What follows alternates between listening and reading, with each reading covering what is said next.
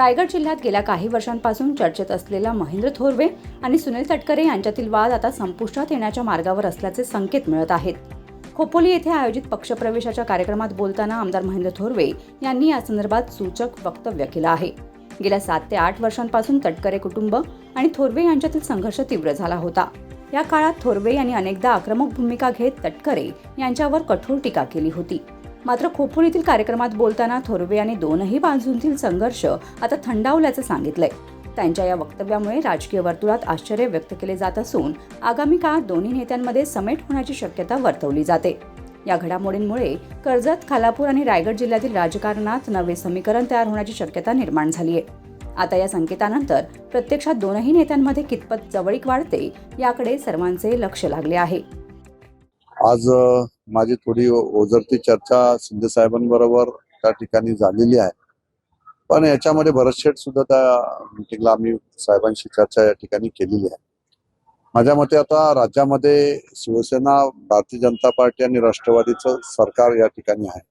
मधल्या काळामध्ये शिवसेनेमध्ये आणि राष्ट्रवादीमध्ये जे काही मतभेद जिल्ह्यामध्ये झालेले होते, या संदर्भात थोडी आता तटकरे साहेब स्वतः शिंदे साहेबांशी बोलले आहेत. त्यामुळे थोडीशी या कटुतामध्ये थोडीशी शिथिलता आलेली आहे.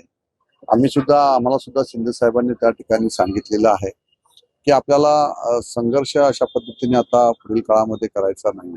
त्यामुळे राज्यामध्ये जे काय आज 3 पक्ष एकत्रपणे येऊन चांगलं काम सुरू आहे, विकासात्मक दृष्टिकोन ठेवून हे काम होत असताना तटकरे साहेबांना सुद्धा विश्वासात घेऊन पुढील काळामध्ये मसला नगरपंचायतीमध्ये एकत्रपणे बसून निर्णय त्या ठिकाणी होणार आहे.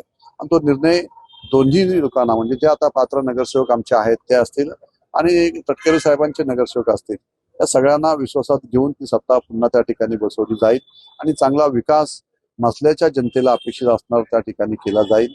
आणि आमचा सुद्धा जिल्ह्यामध्ये आता जे काही कटुता त्यामध्ये आमच्यात होती राष्ट्रवादी आमच्यामध्ये, ती सुद्धा आता कमी होत चाललेली आहे. आजही आदित्यताई आम्ही बरोबर होतो, तटकरे साहेब सुद्धा आमच्या बरोबर आज होते. त्यामुळे शिंदे साहेबांशी सुद्धा चर्चा त्याच्या संदर्भात झालेली आहे. आणि पुढील काळामध्ये लवकरात लवकर रायगडचा हा असणारा पालकमंत्रीचा तिढा सुद्धा संपवून एक रायगडला विकासात्मक दृष्टिकोन ठेवून रायगडचा विकास जोमाने कसा होईल हा पुढील काळामध्ये आम्ही तिन्ही, भारतीय जनता पार्टी असेल, शिवसेना असेल आणि राष्ट्रवादी असेल, जसं जिल्हा परिषदला एकत्र त्या पद्धतीने आलेलो आहोत, अशाच पद्धतीने आता आमच्यातली असणारी कटुता बाजूला ठेवून विकासात्मक दृष्टिकोन ठेवून रायगडचा विकास करण्यासाठी तटकरे परिवार असेल, राष्ट्रवादी असेल, शिवसेना असेल आणि भारतीय जनता पार्टी एकत्रपणे त्या ठिकाणी काम. Bureau report, news 46, Raigad, Khopoli.